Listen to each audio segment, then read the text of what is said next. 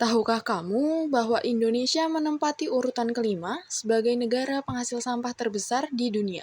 Hal ini tercatat dalam laporan World Bank yang berjudul The Atlas of Sustainable Development Goals 2023. Dikutip dari Sistem Informasi Pengelolaan Sampah Nasional, komposisi sampah yang paling banyak dihasilkan berdasarkan jenisnya adalah sisa makanan sebanyak 41%, disusul dengan sampah plastik sebesar 19,1%. Berdasarkan data Kementerian Lingkungan Hidup dan Kehutanan, Indonesia setidaknya telah menghasilkan 30,97 juta ton timbulan sampah pada tahun 2023. Dari sampah yang telah tercatat tersebut, 10,77 juta ton diantaranya berstatus tidak terkelola dengan baik. Hal ini tentunya harus menjadi perhatian dan fokus kita bersama, mengingat banyak sekali permasalahan yang ditimbulkan oleh sampah, mulai dari gunungan sampah yang merusak pemandangan dan ekosistem di lingkungan sekitar, mengundang bau yang tidak sedap, menjadi sumber berbagai penyakit, dan dapat menjadi penyebab bencana lain, seperti banjir, kebakaran, seperti yang terjadi di TPA Suwung yang berlokasi di Bali dan memicu polusi udara, hingga ledakan akibat gas metana yang bereaksi dan memicu longsor sampah yang pernah terjadi di TPA Lui Gajah pada 2005 silam dan merenggut sebanyak 157 korban jiwa. Tak hanya itu, sampah pun turut mencemari wilayah perairan dan berdampak pada kerusakan ekosistem di dalamnya serta penurunan kualitas perairan tersebut.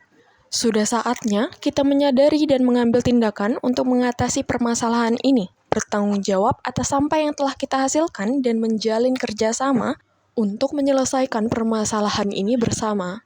Langkah pertama yang paling sederhana adalah membuang sampah di tempatnya, karena dari hal inilah menunjukkan apakah kita memiliki kepedulian dalam menjaga lingkungan.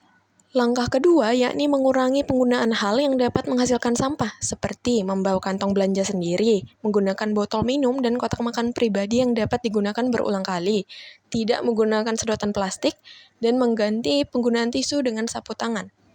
Langkah ketiga yakni dengan melakukan pemisahan sampah agar dapat memudahkan saat tahap pengolahan.